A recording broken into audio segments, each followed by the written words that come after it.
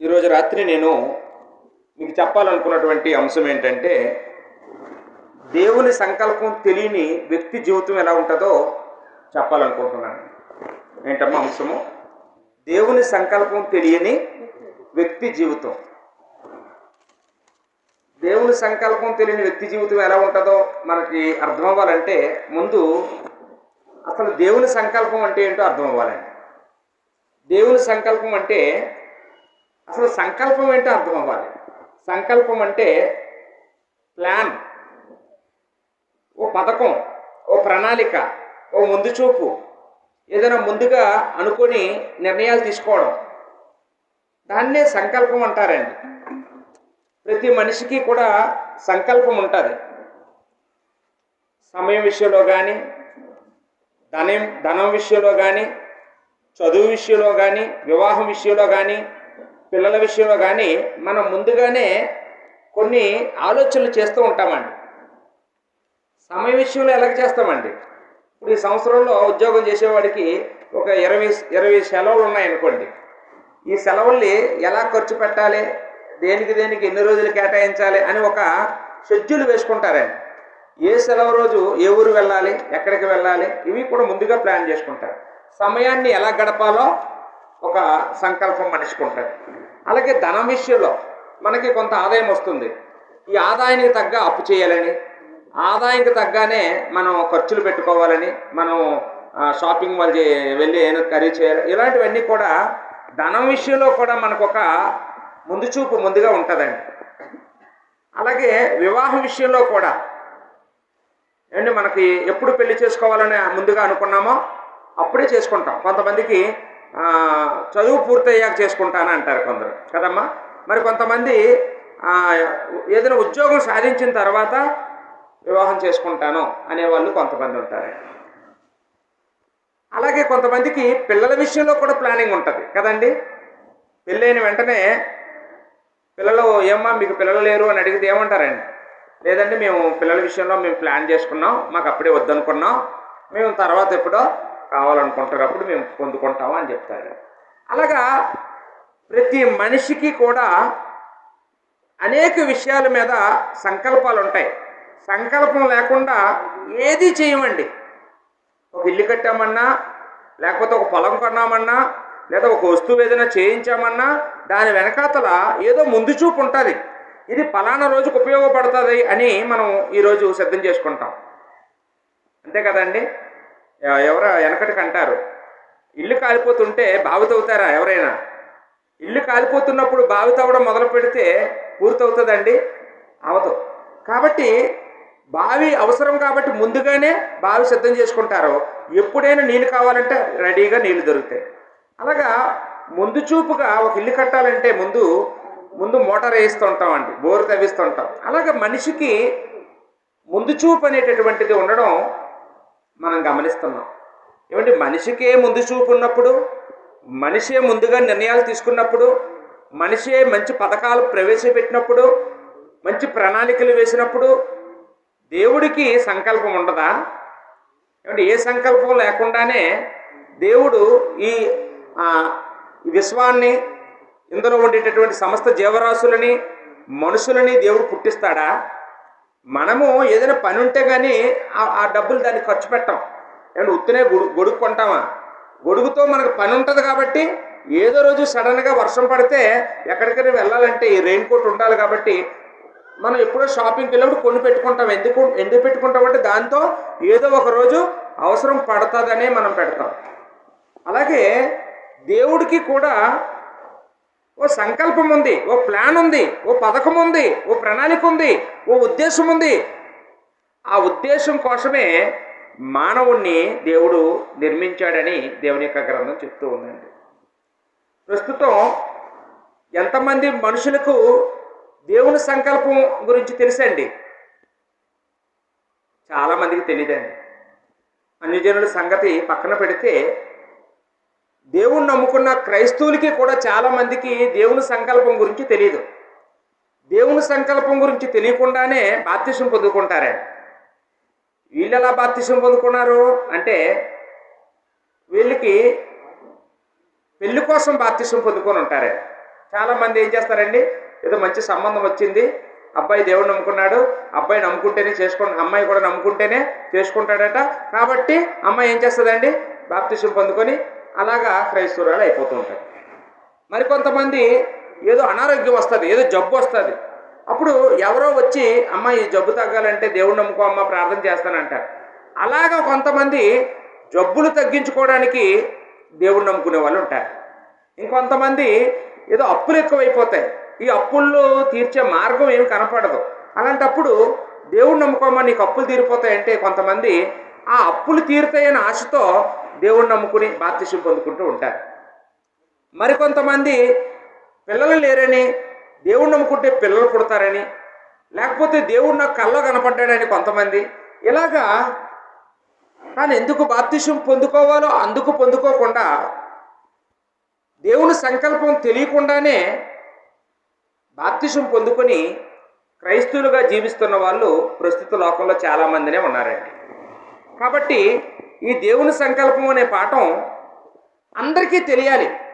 దేవుని సంకల్పం గురించి తెలుసుకొని బాప్తిసం పొందుకున్న వ్యక్తి జీవితానికి, దేవుని సంకల్పం గురించి తెలుసుకోకుండా అనాలోచనగా తొందరపాటు తనంతో ఎవరో పొందుతున్నారు కాబట్టి, ఎవరో ప్రేరేపిస్తున్నారు కాబట్టి, ఎవరో బలవంతం చేస్తున్నారు కాబట్టి ఏదో ప్రలోభాలకు లోనై ఏదో ఇస్తారని బాప్తిసం పొందుకున్నటువంటి వాళ్ళకి దేవుని సంకల్పాన్ని గురించి తెలుసుకునే అవకాశం లేదండి. కాబట్టి దేవుని సంకల్పం గురించి తెలుసుకొని బాప్తిసం పొందుకున్న వ్యక్తి జీవితానికి, దేవుని సంకల్పం గురించి తెలియకుండానే బాప్తిసం పొందుకున్న వ్యక్తులకి ప్రవర్తనలో చాలా తేడా ఉంటుందండి. ఏదైనా సమస్య వచ్చినప్పుడు, ఏదైనా శోధనలు వచ్చినప్పుడు, ఏదైనా ఒక ఇబ్బంది వచ్చినప్పుడు, ఓ టెన్షన్ వచ్చేటప్పటికి దేవుని సంకల్పం తెలిసిన వాళ్ళు ఏమవుతారండి, ఇదంతా దేవుని సంకల్పంలో భాగం, ఇదంతా దేవుడి ప్లాను, దేవుడు నన్ను పరీక్షిస్తున్నాడు, నేను గెలవాలి అనుకుంటాడండి. దేవుని సంకల్పం తెలియకుండా బాప్తిసం పొందుకున్న వాళ్ళు ఏమైపోతారండి, వెంటనే యూటర్న్ తీసుకుంటారు. అంటే ఎక్కడి నుంచి వచ్చారో మళ్ళీ అక్కడికి వెళ్ళిపోతారండి. కారణం ఏంటంటే వాళ్ళకి దేవుని యొక్క సంకల్పము, ప్లాను, పథకము తెలియకుండానే క్రైస్తవులు అయిపోయారు. కాబట్టి ఆ క్రైస్తవ జీవితం వెనకాతల దేవుని సంకల్పం ఏమైందో ఈ రాత్రి నేను మీకు తెలియచేయాలనుకుంటున్నానండి. వాస్తవానికి బైబిల్లో ఆదికాండం మొదలుకొని ప్రకటన గ్రంథం వరకు ప్రతి పుస్తకంలోనూ దేవుని సంకల్పం గురించి దేవుడు అనేక మాటలు రాయించాడు. అయితే అన్నిటికంటే ఎక్కువగా దేవుని సంకల్పం గురించి ఎఫెసీ పత్రికలో రాయబడిందండి. అపోస్తలుడైన పౌలు ఎఫెసీలకు రాసినటువంటి పత్రికలో దేవుని సంకల్పం గురించి రాయబడింది. ఈరోజు మనం ఎఫెసీ పత్రికలో ఉన్నటువంటి విషయాలను ఆలోచించేద్దాం. ముందుగా ఒక 4 భాగాలుగా ఈ పాఠాన్ని మనం నేర్చుకుందాం. మొదటి భాగం ఏంటంటే దేవుని సంకల్పము అంటే ఏమిటి అనేది మనం ముందుగా తెలుసుకుందాం.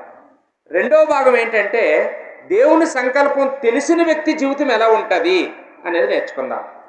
మూడవ భాగం ఏంటంటే దేవుని సంకల్పం తెలియని వ్యక్తి ఎలా ప్రవర్తిస్తాడు అనేది నేర్చుకుందాం. ఇక 4వ భాగంగా దేవుని సంకల్పం తెలియని వారి విషయంలో మనం ఏం చేయాలి అనేది మనం నేర్చుకుందామండి. ముందుగా దేవుని సంకల్పం అంటే ఏంటి అనేది చూద్దాం. ఎఫెసీ పత్రిక 1వ అధ్యాయము 4 నుంచి 6 వచనాల్లో ఇక్కడ దేవుని సంకల్పం అంటే ఏంటో రాశాడండి అపోస్తలుడైన పౌలు.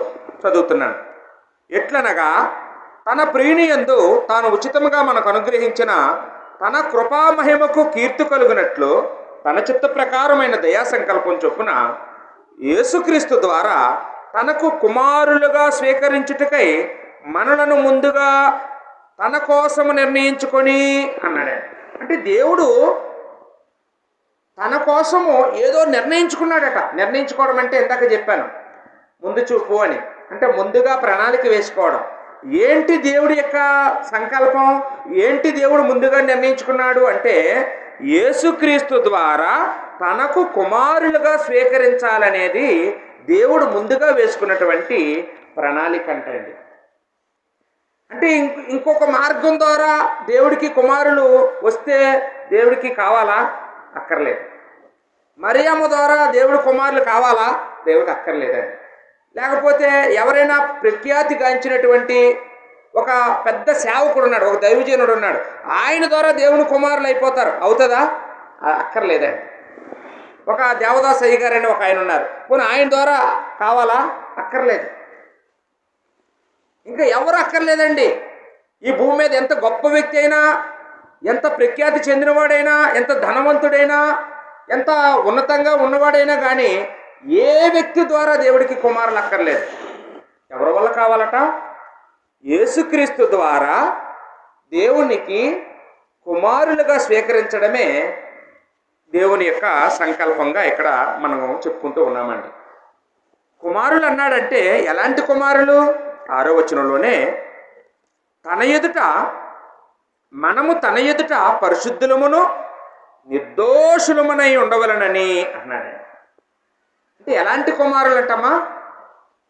దేవుని ఎదుట పరిశుద్ధులు, దేవుని ఎదుట నిర్దోషులు. మా పరిశుద్ధత అంటే తెలుసా? పరిశుద్ధత అనే మాటకి బైబిల్లో 2 అర్థాలు ఉన్నాయి.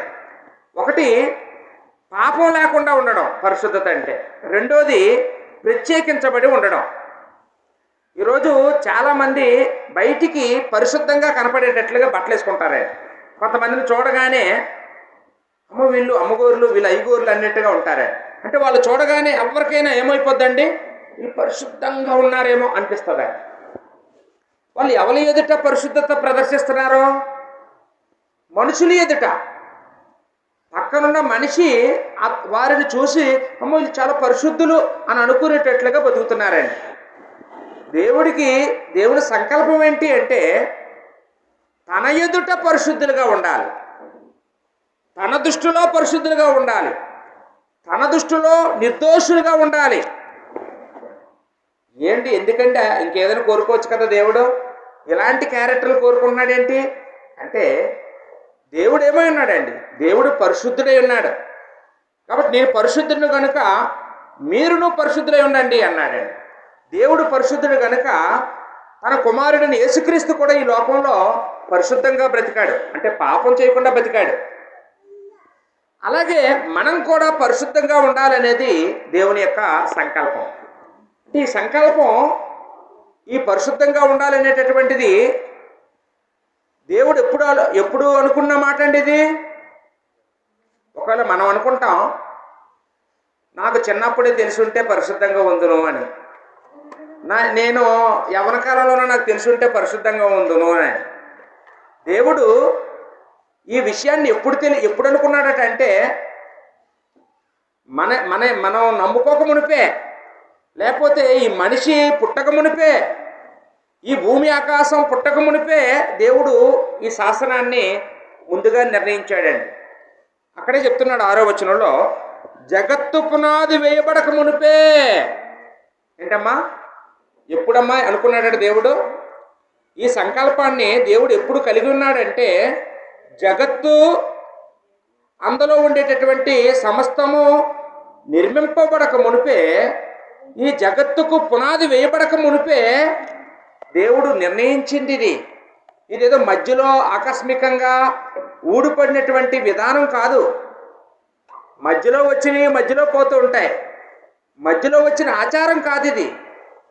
ఎవరో మనుషులు నిర్ణయం తీసుకునేటటువంటి నిర్ణయం కాదు ఇది. ఇది ఎవరి కోరిక అంటే జగత్తు పునాది వేయబడక మునిపే దేవుని యొక్క ఉద్దేశం, దేవుని యొక్క కోరికగా మనం చూస్తూ ఉన్నామండి. రైట్. ఇప్పటి వరకు దేవుని సంకల్పం అంటే ఏంటి అనే విషయాలు ఆలోచించేశాం. దేవుని సంకల్పం అంటే ఏంటంటే యేసుక్రీస్తు ద్వారా తనకు కుమారులుగా స్వీకరించడమే దేవుని సంకల్పం అని చెప్పుకున్నాం. అయితే ఆ కుమారులు ఎలా ఉండాలంటే, యేసుక్రీస్తు లాంటి పిల్లలంటే ఎలా ఉండాలంటే పరిశుద్ధులు నిర్దోషులైన పిల్లలై ఉండాలి అని చెప్పుకున్నాం. అలాగే ఈ సంకల్పం జగత్తు పునాది వేయబడక మునిపే నిర్ణయించబడిందనే సంగతి కూడా ఆలోచించేశాం. రోమాపత్రిక 8వ అధ్యాయం 29వ వచనంలో ఇంకా కొంచెం వివరంగా అపోస్తలుడైన పౌలు రాశాడండి.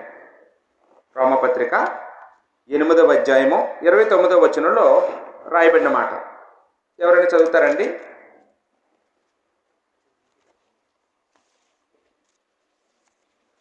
ఇక్కడ చెప్తున్న మాట ఏంటంటే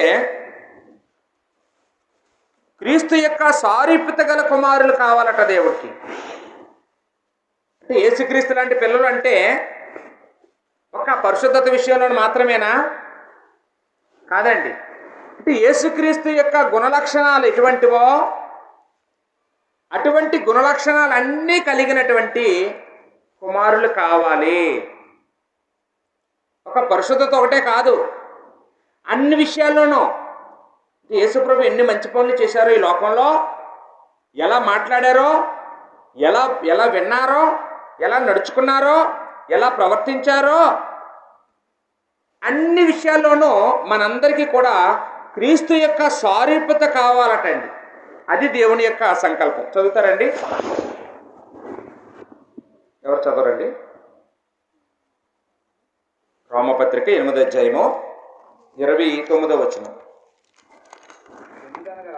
ఎందుకనగా తన కుమారుడు అనేక సహోదరులలో జ్యేష్ఠుడగునట్లు దేవుడు ఎవరిని ముందుగా ఎరుగునో, అంటే దేవుని యొక్క సంకల్పం గురించి మాట్లాడుతూ ఉన్నాడు.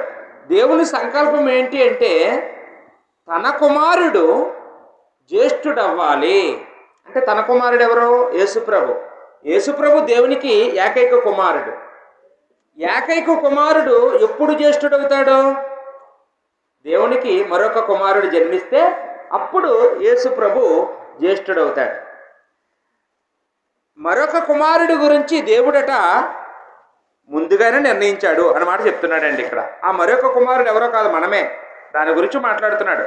దేవుడు ఎవరిని ముందుగా ఎరుగునో ఏంటండి అంటే ఇక్కడ కొంతమంది దేవుని సంకల్పం తెలుసుకొని దేవుని కుమారులుగా మారుతున్నాము. మనం కొంతమంది అనుకుంటాము, నేను రహస్యంగా నమ్ముకుంటాను, మా ఇంట్లో వాళ్ళకి కూడా తెలియకూడదు, లేకపోతే మా ఇంటి ముందు వాళ్ళకి తెలియకూడదు, పక్క వాళ్ళకి తెలియకూడదు మనం అనుకుంటాం దేవుడు నమ్ముకున్న వాళ్ళం. కానీ దేవుడికట మనం దేవుడు నమ్ముకోవడం విషయం ముందే తెలిసేటండి. దేవుడు ముందుగా నిర్ణయించాడట నువ్వు నమ్ముకోవాలి అని. దేవుడు ఎవరిని ముందుగా ఎరుగునో వారు, అంటే మనం దేవుని కుమారునితో అంటే యేసుప్రభుతో సారూప్యము గలవారగుటకు వారిని ముందుగా నిర్ణయించాను. అంటే మనం దేవుణ్ణి ఎలా నమ్ముకున్నామంటే ఒక్కొక్కరు ఒక్కొక్క స్టోరీ చెప్తాం. అగో పలానా వాళ్ళు సువార్త ప్రకటించారండి, పలానా భార్య వాళ్ళండి, పలానా భర్త వాళ్ళండి, పలానా సువార్థికుడి వల్ల మనం చెప్తుంటాం. కానీ ఇక్కడ చూస్తే మనందరి గురించి దేవుడు ముందుగానే ఎరిగి ఉన్నాడండి. మనందరమే తన కుమారుని దగ్గరికి రావాలని, తన కుమారుని యొక్క సారూప్యతలో పెరగాలని, మనందరమీ కూడా దేవుని సంకల్పాన్ని నెరవేర్చాలని దేవుడు జగత్తు పునాది వేయబడక మునిపే నిర్ణయించినట్లుగా ఇక్కడ మనం చెప్తూ ఉన్నాడండి. 30వ వచనంలో మరియు ఎవరిని ముందుగా నిర్ణయించినో వారిని పిలిచెను. దేవుడు నిర్ణయించాడు కాబట్టే మనల్ని పిలిచాడండి. ఎవరిని పిలిచినో వారిని నీతిమంతులుగా తీర్చెను, ఎవరిని నీతిమంతులుగా తీర్చునో వారిని మహిమపరిచెను. ఈరోజు చాలామంది ఏమనుకుంటారంటే అనవసరంగా దేవుడు నమ్ముకున్నామండి, అరే మాకు ఈ పెళ్ళి అవ్వట్లేదండి, మాకు ఇదిగోండి మాకు మా పిల్లని ఎవరో చేసుకోవటం లేదు, మా అబ్బాయిని ఎవరో చేసుకోవట్లేదు, చాలామంది బాధపడిపోతుంటారు.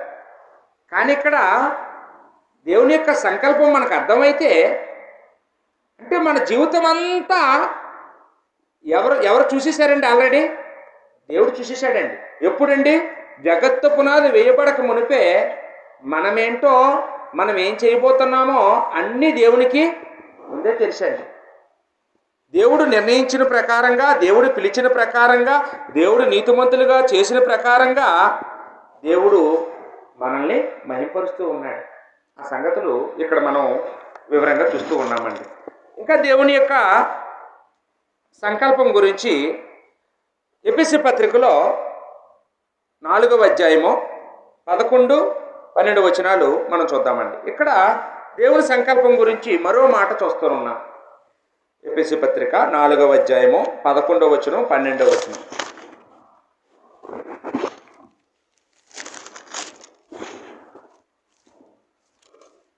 చదువుతున్నానండి.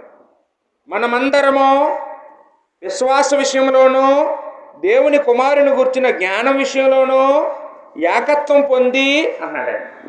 అంటే మనందరం విశ్వాసంలోనూ, అంటే దేవుని కుమారుని గుర్చిన విశ్వాసంలోనూ, మనందరం జ్ఞాన విషయంలోనూ, అంటే దేవుని కుమారుని గుర్చిన జ్ఞాన విషయంలోనూ ఏకత్వం పొంది, అంటే ఎవరా దేవుని కుమారుడు? యేసుప్రభు. యేసుప్రభు కలిగి ఉన్న విశ్వాసంలోనూ, యేసుప్రభు కలిగి ఉన్న జ్ఞానంలోనూ మనందరినీ కూడా ఏకత్వం పొందాలటండి. కొన్ని సందర్భాల్లో ఇది అసాధ్యమేమో అనుకుంటాం. ఎందుకంటే ఒక భార్యాభర్తలోనే ఏక మనసు ఉండదండి. ఒక సందర్భంలో ఒక కుటుంబంలో 4 మనుషులు ఉంటే 4 మనుషులకి, తల్లిదండ్రులకి, పిల్లలకి ఏక మనసు ఉండదు. ఇదేంటిది? ఈ లోకంలో ఉండే మనుషులందరూ యేసుప్రభుతో కలిసి ఏకమై ఉండాలంటాడు దేవుడు. సాధ్యమేనా అని మనకు అనిపిస్తుందండి. ఇది సాధ్యం కాబట్టే దేవుడు తన సంకల్పంలో చెప్పాడండి. మరి మరలా మాట్లాడుతున్నాడు అక్కడ. సంపూర్ణ పురుషులకు వరకు, అనగా క్రీస్తునకు కలిగిన సంపూర్ణతకు సమానమైన సంపూర్ణత గల మగవారు ఆయన ఇలాగ నియమించెను. అంటే దేవుడు ఎలా నియమించాడట మనుషుల్ని అంటే, బాబు నా కుమారుడు 100%, నువ్వు మాత్రం 10% బతుకు చాలు అని అంటాడా? నువ్వు నా కుమారుడిలాగా అవ్వద్దు, 20% అవు చాలు అంటాడా? ఒక మనిషి పరలోక రాజ్యం వెళ్ళాలంటే ఎంత శాతం పరిశుద్ధత కావాలి, ఎంత శాతం భక్తి కావాలి, ఎంత శాతం విశ్వాసం కావాలి అంటే యేసుక్రీస్తుతో సమానంగా. అంటే మన కొలబద్ద ఎవరండి? మన టేప్ ఎవరండి? మన మెజర్మెంట్ ఎవరండి? ఈ మానవుడికి పరలోక రాజ్యంలో వెళ్ళాలంటే ఎవరితో ఈక్వల్ అవ్వాలి? యేసుక్రీస్తుతో సమానంగా సంపూర్ణ పురుషులుగా మనిషి మారాలని దేవుడు మనకి ఈ సంగతులన్నీ కూడా తెలియజేస్తూ ఉన్నాడండి. అంటే దేవుడికి యేసుప్రభుని చూసినప్పుడల్లా చాలా ఆనందం కలిగేది. ఈయన నా ప్రియకుమారుడు, ఈయన యందు నేను ఆనందించుచున్నాను, ఈయన మాట వినండి అని దేవుడు 2 సందర్భాల్లో యేసుప్రభు గురించి మాట్లాడడం మనందరికీ తెలిసండి. అంటే దేవుడికి తన కుమారుడిని యేసుప్రభుని చూసినప్పుడల్లా ఏం కలుగుతుందండి? ఆనందం కలుగుతుంది. అలాగే ఈ భూమి మీద పుట్టిన ప్రతి మనిషికి కూడా, ప్రతి మనిషిని చూసినప్పుడు కూడా దేవుడికి ఏం కలగాలండి? ఆనందం కలగాలి. ఇప్పుడు దేవుడేమో 100వ మెట్టు మీద ఉన్నాడు, మనమేమో ఇంకా 1వ మెట్టు మీద ఉన్నాం. దేవుడికి ఆనందం కలుగుతుందండి? కలగదు. అంటే ఆయన సంకల్పం ఏంటి? మనందరం యేసుప్రభుతో పాటు 100వ మెట్టు మీద ఉండాలనేది దేవుని సంకల్పం. ఆయనతో సమానంగా ఉండాలి, ఆయనతో సమానంగా పరిగెత్తాలి, ఆయనలాగా బ్రతకాలి, ఆయనలా జీవించాలని దేవుడు మనుషులు పుట్టిస్తే యేసుప్రభు ఎక్కడో ఉన్నాడో, మనందరము ఎక్కడో ఉన్నామండి. కాబట్టి ప్రస్తుతం మనిషిని చూసినప్పుడు దేవుడికి ఆనందం కలగటం లేదు. దేవుడికి దుఃఖం కలుగుతుంది, బాధ కలుగుతుంది, కోపం వస్తుంది. అందుకని ఈరోజు మనం రోజు టీవీల్లోనూ పేపర్లోనూ చూస్తుంటాం ఏంటండి, ఈ వ్యాధులు వచ్చేస్తున్నాయని, ప్రకృతి వైపరీత్యాలు వస్తున్నాయని. ఈ కరోనా వచ్చినప్పుడు అందరం అనుకున్నాం పాపం పెరిగిపోయిందిరా, అందుకే దేవుడు ఎలా చేస్తున్నాడు అని. ఈ వరదలు వచ్చి ఊర్లు ముంచేస్తున్నాయి. ఇవన్నీ వింత రోగాలన్నీ మనం చూసినప్పుడు మనం ఒప్పుకుంటుంటాం, దేవుడి కోపం వచ్చింది, అందుకే భూకంపం వచ్చింది, అందుకే పలానా రాష్ట్రాన్ని దేవుడు ఇలా ముంచేశాడు వరదలతో, ఇక పలానా రాష్ట్రం మీద దేవుడు కోపం వచ్చింది, పలానా దేశం మీద అందుకే యుద్ధాలు జరిగిపోతున్నాయని మనం అనుకుంటూ ఉంటామండి. ఒకవేళ ఈ భూమి మీద ఉన్న మనుషులందరూ దేవుడు కోరుకున్నట్లుగా యేసుప్రభు యొక్క సారూప్యతలో, అంటే యేసుప్రభుకి కలిగినటువంటి గుణలక్షణాలని కలిగి బ్రతికితే అప్పుడేలా ఉంటుందండి. వచ్చుకి ఒక కుటుంబంలో చూద్దామండి. అత్తగారు ఉన్నారు, కోడలు గారు ఉన్నారు. అత్తగారికి కోడల గారికి కూడా యేసుక్రీస్తు సారూప్యత వచ్చింది అనుకోండి, ఆ అత్త కోడల మధ్యన ఏమి గొడవలు వస్తాయండి? అసలు భర్తకి భార్యకి కూడా యేసుప్రభు మనసే వచ్చింది అనుకోండి, వాళ్ళిద్దరికీ ఏమైనా సమస్యలు వస్తాయండి? అసలు తల్లిదండ్రులకి పిల్లలకి కూడా క్రీస్తు యొక్క సారూప్యత వచ్చింది అనుకోండి, అంటే యేసుప్రభు లాంటి గుణలక్షణాలు కలిగి ఉన్నారనుకోండి, అసలు ఆ కుటుంబంలో ఏమి కేకలు నిలబడతాయండి? ఒక వీధిలో ఉన్న వాళ్ళందరికీ క్రీస్తు సారూప్యత వచ్చేసింది అనుకోండి, అసలు ఆ వీధిలో ఏమైనా సమస్యలు ఉంటాయండి? అసలు కలహాలు ఉంటాయండి? ఇదిగో మీ చెత్త మా ఇంటి వైపు తుడిచారని గొడవ పెడతారా?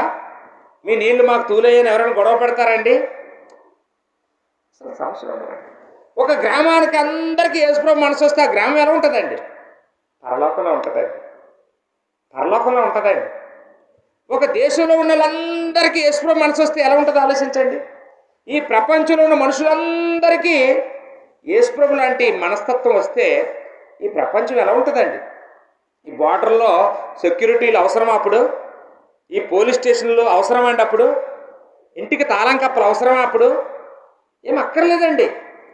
ప్రస్తుతం దేవుడు ఎలాంటి సమాజాన్ని స్థాపించాలనుకున్నాడో, ఎలాంటి సమాజంగా ఉండాలని మనుషులు సృష్టించాడో దానికి పూర్తిగా ఎలా ఉందమ్మా? పూర్తిగా భిన్నంగా ఉండడాన్ని ఇక్కడ మనం చూస్తూ ఉన్నామండి. కాబట్టి ఈ లోకంలో ఉండే ప్రతి మనిషి కూడా యేసుక్రీస్తు యొక్క సారూప్యతలోనికి, సమానమైన సారూప్యతలోనికి రావాలన్నదే దేవుని యొక్క సంకల్పం. అందుకే మనుషుల్ని దేవుడు పుట్టించినట్లుగా మనం ఆలోచన చేస్తూ ఉన్నాం. దేవుడికి ఎంతమంది అలాంటి వాళ్ళు కావాలి అంటే మనం అనుకుంటుంటాం, అమ్మ నీకు ఎంతమంది పిల్లలు కావాలంటే మనం ఏముంటామండి? పూర్వం మన తల్లిదండ్రులు 10 మంది వరకు కనేవారంట. ఇప్పుడు మన తర్వాత మన తల్లిదండ్రుల దగ్గరికి వచ్చేటప్పుడు 4 పిల్లల వరకు కన్నారండి. మన దగ్గరికి వచ్చేటప్పటికి ఇద్దరిని మనం ఫిక్స్ చేసుకున్నాం. మన తర్వాత వచ్చే జనరేషన్ అయితే ఒక్కడు చాలు, 2 వద్దు అంటున్నారండి. అంటే మనకి పిల్లల విషయంలో ఒక సంతృప్తి వచ్చేసింది. ఎందుకంటే ఎక్కువ మంది ఉన్న చదివించొద్దా, ఎక్కువ మంది వచ్చిన పుట్టిన వాళ్ళకి కష్టకాలనే చూసుకోవద్దా, వాళ్ళకి ఇల్లు కట్టొద్దా, వాళ్ళకి పెళ్ళిళ్ళు చేయొద్దా అని మనం చాలా తెలివైన వాళ్ళు అయిపోయాం. కానీ దేవుడికి అలాంటి కాలగమనం బట్టి నిర్ణయాలు తీసుకోలేదండి. అది కూడా జగత్తు పునాది వేయబడక మునిపే దేవుడు నిర్ణయం తీసుకున్నాడు. ఎంతమంది పిల్లలు కావాలటండి? అనేకులైన పిల్లలు. ఎంతమంది అంటే అండి? అనేకులు. అంటే లెక్క ఉందా? ఈ భూమి మీద ఎన్ని కోట్ల మంది ఉన్నారు ఇప్పుడు మనుషులు? అన్ని కోట్ల మంది కూడా దేవుడి పిల్లలే అయిపోవాలని దేవుడు కోరుకుంటున్నాడండి. హెబ్రీ పత్రికలో ఆ మాట రాయబడింది. హెబ్రీ పత్రిక 2వ అధ్యాయము 10వ వచనంలో ఆ మాట రాయబడిందండి. దేవుడు అనేకులైన కుమారులను మహిమకు తెచ్చుచుండగా అనే మాట మనం చూస్తున్నామండి. అంటే ఈ భూమి మీద ఉండే మనుషులందరూ కూడా ఎవరి కుమారులని తెలుసుకోవాలి. వాళ్ళు మేమందరం దేవుని కుమారులము అని వాళ్ళు తెలుసుకోవడానికి దేవుడు ఒక త్యాగం చేశాడండి. ఏం చేశాడండి? తన కుమారుడైన యేసుక్రీస్తుని ఈ లోకానికి పంపించి ఆయన్ను శ్రమపరిచి మరలా ఆయనకి సహాయం చేశాడని అక్కడ చెప్తున్నాడు. ఎందుకు యేసుప్రభుకి శ్రమలో, ఎందుకు యేసుప్రభుకి ఆ ఘోరమైన క్రూరమైన ఆ హింసలు పెట్టాడు?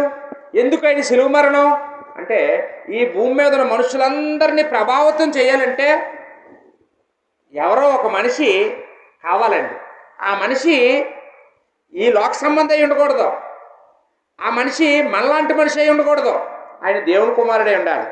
అందుకని దేవుడు జగత్తు పునాది వేయబడక మునిపే ఈ మానవులందరినీ కూడా దేవుని కుమారులుగా మార్చడానికి తన కుమారుణ్ణి నిర్ణయించి ఈ లోకానికి శరీరధారిగా పంపించారు. ఆయన 33.5 సంవత్సరాలు ఈ భూమి మీద జీవించారు. 30 సంవత్సరాలు తన తల్లి దగ్గర, సహోదరుల దగ్గర జీవించారు. 3.5 సంవత్సరాలు దేవుని చిత్తం ప్రకటించడానికి ఆయన జీవించారండి. ఆయన అనేక బోధల ద్వారా, అనేక అద్భుతాల ద్వారా దేవుని గురించి లోకానికి తెలియచేశారు. ఆయన బోధలు విని వేల మంది మారారు.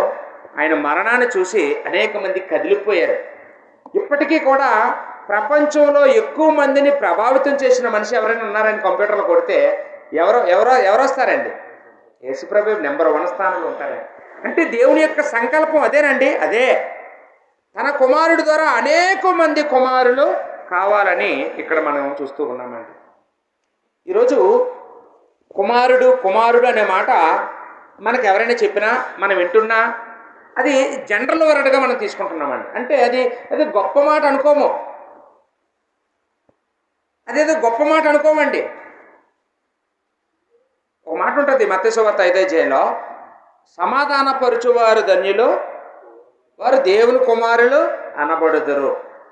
ఇదేనా దేవుని కుమారులు అంతేనా అనుకుంటామండి. అంటే దేవుని కుమారులు అనే మాట మనకు అదేదో గొప్ప మాట కాదు. మన దృష్టిలో అది గొప్ప మాట కాదు. ఇప్పుడు మనల్ని ఎవరైనా మన పేరెట్టి పిలిస్తే గౌరవంగా ఫీల్ అవుతామా? దేవుని కుమారుడా అంటే గౌరవంగా ఉంటుందా మనకి? అసలు దేవుని కుమారుడు అంటే పలుకుతావా మనం? మనల్ని కాదనుకుంటామండి.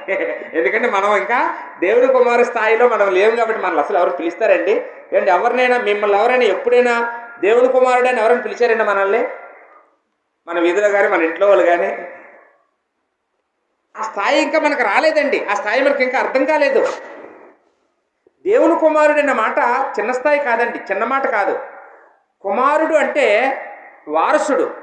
కుమారుడు అంటే తండ్రితో సమానుడు. ఎవరండి? ఇప్పుడు ఏదైనా ఒక ఇల్లు అమ్మాలనుకోండి, తండ్రి సంతకం పెట్టేస్తే అవతల కొనుక్కుంటాడు అనుకున్నారా? నీ కొడుకు కూడా సంతకం పెట్టాలంటారు.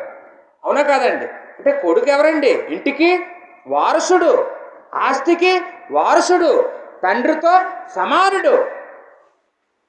ఆ విషయం ఈ కాలంలో మనుషులకు అర్థం కాలేదు. కానీ యేసుప్రభు శరీరధారిగా ఉన్న కాలంలో యూదులందరికీ బాగా అర్థమైందండి. యేసుప్రభు నేను దేవుని కుమారుణ్ణి, దేవుడు నాకు తండ్రి అని చెప్పుకుంటున్నాడు. చెప్పుకున్నప్పుడు వాళ్ళందరికీ కోపం వచ్చేసింది, పౌరుషం వచ్చేసింది. ఒకసారి చూడండి, యోహాను సువార్త 5వ అధ్యాయము 18వ వచనంలో, యోహాను సువార్త 5వ అధ్యాయం 18వ వచనంలో అక్కడ యూదులందరూ కూడా యేసుప్రభుని చంపేయాలనుకున్నారట. ఏంటి అంత తప్పు ఏం చేశాడైనా? నేను దేవుని కుమారుణ్ణి అని అనడం వాళ్ళకి ఎలా అనిపించిందంటే, ఇతను తన్ను దేవునితో సమానుడిగా ఎంచుకుంటున్నాడు కాబట్టి ఇతన్ని మనందరం కలిసి చంపేద్దాం అని వాళ్ళందరూ స్కెచ్ చేసుకోవడం మొదలుపెట్టారండి. అంటే యేసుప్రభు నేను దేవుని కుమారుని అని అనడం ఎవరితో సమానమని అక్కడ రాయబడిందండి? దేవునితో సమానమని వారికి అర్థమైంది. వారికి అర్థమవబట్టి వాళ్ళు యేసుక్రీస్తుని చంపడానికి కొంతమంది ఆడవాళ్ళు ఏమనుకుంటారంటే, అయితే దేవుడికి కుమారులే కావాలట, కాబట్టి ఈ పాఠం మనకు సంబంధం లేదు, కుమారులేనట, కుమారుల కోసమే యేసుప్రభు వచ్చాడంట, యేసుప్రభు ద్వారా కుమారులే వెళ్తారంట, మనం కాదనుకుంటారండి. వాస్తవానికి దేవుడి దృష్టిలో ఆడవాళ్ళని, మగవారని, యూదులని, గ్రీసు దేశస్థులని, జాతిభేదం కానీ, కులభేదం కానీ, మతభేదం కానీ, లింగభేదం కానీ, వర్గభేదం కానీ, ధనభేదం కానీ ఉంటాయండి దేవుడికి? ఉండవు. గలతీయులకు రాసిన పత్రికలో 3వ అధ్యాయం 28వ వచనంలో ఆ మాటలన్నీ తెలియచేశాడండి. గలతీయులకు రాసిన పత్రిక 3వ అధ్యాయము 28వ వచనంలో మనందరమే కూడా దేవునికి కుమారులమే, మనందరమే దేవుడికి సమానమే, ఏ భేదము కూడా ఆయనకి స్త్రీలని పురుషుడని దేవుడికి భేదం లేదు. మనందరమే దేవుడికి ఎవరమమ్మా? కుమారులమే. అంటే ఈ శరీరం ఉన్నంత వరకే స్త్రీ పురుషుల భేదాలు. ఈ శరీరం విడిచిన తర్వాత మనందరమే దేవుడికి ఎవరమండి? కుమారులమే. మనందరమే దేవుడికి కుమారులమే. ఇక్కడ ఈ శరీరం ఉన్నంత వరకే ఆడవాళ్ళు, మగవాళ్ళు. పరలోక రాజ్యంలో అలాంటి ఆడవాళ్ళని మగవాళ్ళని ఉండదండి. అందరివి కూడా దేవుడికి కుమారులమే. కాబట్టి ఈ పాఠం ఎంతమందికి వర్తిస్తుందండి? అందరికీ వర్తిస్తుందనే సంగతి మనం ఇక్కడ ఆలోచన చేయాలి. ఇప్పుడు దేవుడు తన సంకల్పంలో మనల్ని తన కుమారుడితో ఈక్వల్ చేస్తున్నాడు, తనతో ఈక్వల్ చేస్తున్నాడు. ఏంటి లోకంలో ఎవరైనా రాజకీయ నాయకులు చూడండి, రాజకీయ నాయకుడు ఒక పెద్ద పదవిలో ఉన్నాడు అనుకోండి, తను రిటైర్ అయిపోయిన వయసు వచ్చినప్పుడు తన కుర్చీ మీద ఎవరిని కూర్చోబెట్టాలనుకుంటాడు ఏమండి? తన తర్వాత తన కొడుకుని కూర్చోబెట్టుకుంటాడండి. ఏంటి తన కార్యకర్తను కూర్చోబెడతాడా? ఎన్ని అతను పార్టీ కోసం ఎంత పని చేసినా కానీ తన తర్వాత నెక్స్ట్ ఆ పదవికి నా కొడుకే కావాలంటాడండి. ఇంకో ఎవరికి ఇవ్వడండి. తన కొడుకుతో సమానంగా ఎవరైనా కూర్చుంటూ ఊరుకుంటాడండి? కూర్చొని ఇవ్వడండి. కానీ మహాదేవుని ప్రేమ చూడండి. మన దేవుడు, మన తండ్రి మనకి ఎంత ఆధిక్యత ఇచ్చాడో చూడండి. వాస్తవానికి దేవుడికి మనకి ఉన్న సంబంధం సృష్టికర్తకి సృష్టికి ఉన్న సంబంధం. మనం ఆయన చేతి పని, మనం ఆయన చేత నిర్మించబడ్డాం, మనం ఈ సృష్టిలో ఒక భాగం మనం. కానీ దేవుడు మనల్ని ఎంత హెచ్చించాడంటే తన కుమారుడితో సమానులుగా, దేవునితో కూడా సమానులుగా మనల్ని దేవుడు కూర్చుండబెట్టాలని సంకల్పించాడండి. దేవుడు జగత్తు పునాది వేయబడక మునుపు ఎంత గొప్ప ఆలోచన మన మీద కలిగి ఉంటే, ఈరోజు ఎవరినైనా నాయన నువ్వు దేవుని కుమారుడు అవ్వాలి, బాప్తిసం పొందుకోవాలి, నువ్వు చర్చికి రావాలంటే నేను దేవుని కుమారుడు అవును, నేను పెంట బతుకుతాను, ఆ పెంట మీద కూర్చుంటాను అంటాడండి. అంటే దేవుని కుమారుడు అవును, ఈ పాపం చేయడం అనే దేవుని కుమారుడు అవ్వు అంటే దేవుని కుమారుడు అని చెప్పుకోవడానికి కూడా కొంతమంది సిగ్గుపడుతుంటారు తెలుసండి. యేసుప్రభు నమ్ముకున్నామండి, లేదండి సరదాగా వెళ్తున్నానండి అప్పుడప్పుడు అంటారు. అంటే యేసుప్రభుని నమ్ముకున్నామని చెప్పడానికి కూడా ఈరోజు చాలా నామోషి అయిపోతుంది చాలామందికి. ఏదో రహస్యంగా ఎవరికీ తెలియకూడదు దేవుని నమ్ముకున్నామని. అసలు బైబిలే పట్టుకెళ్ళరు కొంతమంది, ఎక్కడ తెలిసిపోద్దా ఎవరికైనానని. ఏమండి మొబైల్ వచ్చాయి కదా, మొబైల్లో ఎవరైనా వాక్యం అడిగితే మొబైల్లోనే చదివేద్దాం, మొబైల్లో చూసుకుందాం తప్పేముంది అనుకుంటారండి, టెక్నాలజీని వాడుకుంటున్నారు. కానీ దేవుడు అల్పులమైన మనకి ఎంత గొప్ప స్థాయి ఇచ్చాడంటే తనతో సమానులుగా ఉండేటటువంటి స్థాయిని ఇచ్చినట్టుగా ఇక్కడ మనం చూసామండి. అంటే ఇంతవరకు మనం ఏం నేర్చుకున్నామండి? దేవుడికి మనందరమే కుమారులుగా అవ్వాలని, యేసుక్రీస్తు వంటి కుమారులుగా అవ్వాలని, యేసుక్రీస్తు ద్వారా కుమారులు అవ్వాలని, యేసుక్రీస్తు యొక్క సారూప్యత కలిగిన కుమారులు అవ్వాలని, అనేకులము కుమారులుగా అవ్వాలనే సంగతిని ఇంతవరకు మనం ఆలోచించేసాం. ఇక రెండవదిగా దేవుని సంకల్పం తెలిసిన వ్యక్తి జీవితం ఎలా ఉంటుంది అనేది కూడా మనం ఆలోచించేద్దాం. ఇప్పుడు రెండో భాగంలోకి వచ్చామండి. రోమనంకి 2లో దేవుని సంకల్పం తెలిసిన వ్యక్తి ఎలా ఉంటాడో మనకు ముందు అర్థమైతే అప్పుడు దేవుని సంకల్పం తెలియని వ్యక్తి దగ్గరికి వెళ్ళొచ్చండి. దేవుని సంకల్పం తెలిసిన వ్యక్తి గురించి కూడా మనం ఇందాక చదువుకున్న రెఫరెన్స్లే మనం ఆధారం చేసుకుందాం. అంటే ఎఫెసీ పత్రిక 1:4-6 దేవుడికి ఎటువంటి కుమారులు కావాలి అంటే యేసుక్రీస్తు ద్వారా దేవునికి మనందరినీ కుమారులుగా అవ్వాలని దేవుడి సంకల్పం అని చదువుకున్నాం. అంటే ఇప్పుడు దేవుని సంకల్పం ఒక మనిషికి అర్థమైంది. ఇప్పుడు ఆ మనిషి ఎలా బ్రతుకుతాడండి? నేను దేవుని కుమారుణ్ణి, దేవుడు నాకు తండ్రి అనే భావంతో బతుకుతాడండి. నేను దేవునికి కుమారుణ్ణి, దేవుడు నాకు తండ్రి. ఈరోజు అలా బతుకుతున్న వాళ్ళని ఎవరైనా చూసామండి మనం? దేవుడు నాకు తండ్రి, నేను ఆయనకి కుమారుణ్ణి. లోకంలో ఓ కలెక్టర్ గారు అబ్బాయి ఎలాంటి బట్టలు వేసుకుంటాడండి? తల కటింగ్ ఎలా చేయించుకుంటాడండి? టిఫినో టీయో తాగాలంటే ఎక్కడ తాగుతాడండి? రోడ్డు పక్కలంట తోపుడు బండి మీద అవుతాడా? ఏమండి షర్ట్ లేకుండా రోడ్డు మీద తిరుగుతాడా? తల ఏమో చుట్టూ గొరిగించేసుకొని మధ్యలో గీతలు పెట్టేసుకుంటాడా? తాగుతాడా? రోడ్ల మీద తాగుతాడా? కొట్లాట్లకు వెళ్తాడా? ర్యాగింగ్ చేస్తాడా? ఎందుకండి అతను అలా చేయడు? అమ్మో నేను కలెక్టర్ గారి అబ్బాయిని, మా నాన్న ఎంత పద్ధతిగా ఉంటాడో అంత పద్ధతిగా లేకపోతే మా నాన్నగారికి చెడ్డ పేరు వస్తుంది, మా నాన్నగారు పరువు తీయకూడదు. కాబట్టి మా నాన్న గొప్పతనాన్ని నేను కాపాడాలంటే మా నాన్నగారు ఎలా నడుచుకుంటున్నారో అలా నడుచుకుంటాను. ఆయన ఎలాంటి బట్టలు వేసుకుంటున్నారు అలా వేసుకుంటాను. ఆయనలాగా తయారవుతాను, ఆయనలాగా టై పెట్టుకుంటాను, ఆయనలా బూట్లు వేసుకుంటాను. ఆయన ఎక్కడ గౌరవంగా భోంచేస్తా అక్కడ గౌరవంగా భోంచేస్తాను. ఆయన ఎలా మాట్లాడుతూ అలా మాట్లాడుతాను అంటాడండి. ఒక రవిడీ గారు అబ్బాయి ఎలా ఉంటాడండి? ఇందాక మనం చెప్పుకున్నాం, రవిడీలు ఎలా ఉంటారండి? సాధారణంగా ఈ చేతికి ఓ 10 తాళ్ళు కడతారు అండి, ఒంటి మీద బట్టలు ఉండవు, జుత్తు ఇంత దాకా పెంచుతారు కదండి.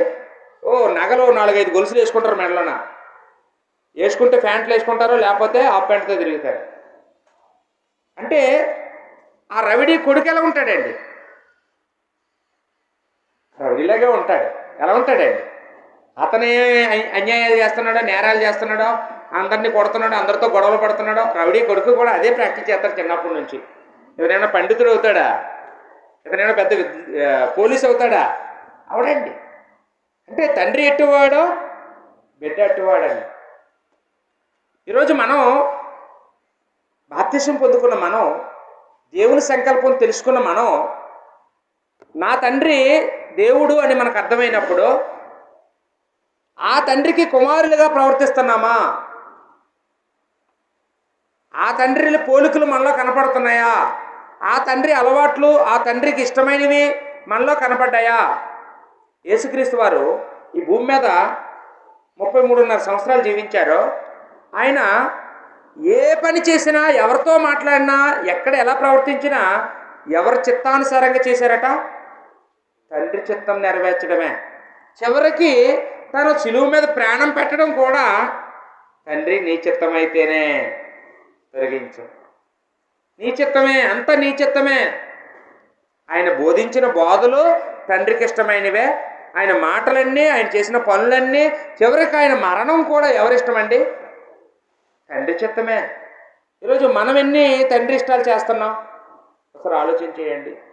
ఏమండి, నేను దేవుని కుమారుని, దేవుని కుమారు సంకల్పం తెలుసండి. మరి దేవుని కుమారు లక్షణాలు ఉన్నాయండి? ఎవరో ముంచేస్తే మునిగిపోయాం, ఎవరో తేల్చేస్తే తేలిపోయాం. నేను దేవుని కుమారుని అయిపోయాను అనుకుంటున్నాం. దేవుని కుమారుల పోలికలు మనలో లేకపోతే మనం దేవుని కుమారులమేనా? అసలు దేవుని సంకల్పం తెలియకుండా దేవుని పోలికలు మనకు వస్తాయా? సరే, ఎవరికి వాళ్ళము ఆలోచన చేసుకుందామండి. ఇందాక మనం చెప్పుకున్నాం, దేవుని సంకల్పంలో దేవునికి ఎలాంటి కుమారులు కావాలి అంటే పరిశుద్ధులు, నిర్దోషులైన పిల్లలు కావాలని ఎఫెసీ పత్రిక 1:4-6 మనం చదువుకున్నామండి. అంటే ఇప్పుడు దేవుని సంకల్పం తెలుసుకున్న మనిషి ఎలా ప్రవర్తిస్తాడండి? పరిశుద్ధంగా బ్రతుకుతాడండి, నిర్దోషిగా బ్రతుకుతాడండి. అంటే పరిశుద్ధంగా బతకడం అంటే ఇందాక చెప్పుకున్నాం, పాపం చేయకుండా బ్రతుకుతాడు. ఇప్పుడు కొంతమంది మనం చూస్తుంటాం, చర్చికి వస్తారో, ఇంటికి వెళ్ళి మళ్ళా తాగుతారు. చర్చికి వస్తారో, ఇంకా జోదము మానరు. దేవుణ్ణి నమ్ముకుంటారో, మరలా లోకంలోనూ కూడా అబద్ధాలు, దొంగ వ్యాపారాలు, కలహాలు, వ్యభిచారాలు అన్నిట్లో మామూలుగా ఉంటారు. అంటే వాళ్ళు దేవుని సంకల్పం తెలిసిన వాళ్ళేనా? వాళ్ళు దేవుని కుమారులేనా? ఆ కుమారుణ్ణి దేవుడు అంగీకరిస్తాడా? అసలు దేవుని సంకల్పం ఏంటి? యేసుక్రీస్తుతో సమానంగా ఉండాలని దేవుని సంకల్పం. అందుకే నిన్ను నన్ను పుట్టించాడు, అందుకే నన్ను ప్రత్యేకపరిచాడు. మనమేమో దేవుని సంకల్పం తెలుసండి, నేను చర్చికి వెళ్ళానండి, బాప్తిజం మొదలు ఎన్ని సంవత్సరాలు అయిందో తెలుసా, 40 సంవత్సరాల ఇండస్ట్రీ తెలుసా అంటారండి. 40 సంవత్సరాలు అయింది, 50 సంవత్సరాలు అయింది, కానీ దేవుని కుమారుడికి కావలసినటువంటి అర్హతలో లేకపోతే మనం దేవుని సంకల్పంలో మనకి తెలిసినట్టేనా అనేది ఎవరికి వాళ్ళం ఆలోచన చేసుకుందామండి. మూడవదిగా, దేవుని సంకల్పం అంటే ఏంటంటే యేసుక్రీస్తు యొక్క సారూప్యతలోనికి మనం ఎదగాలనే మాట మనం చెప్పుకున్నామండి. అంటే యేసుక్రీస్తు యొక్క గుణలక్షణాలనే మనము కలిగి ఉండాలి అనే సంగతులు ఇక్కడ మనం ఆలోచించేసామండి. అంటే ప్రతి మనిషికి కూడా,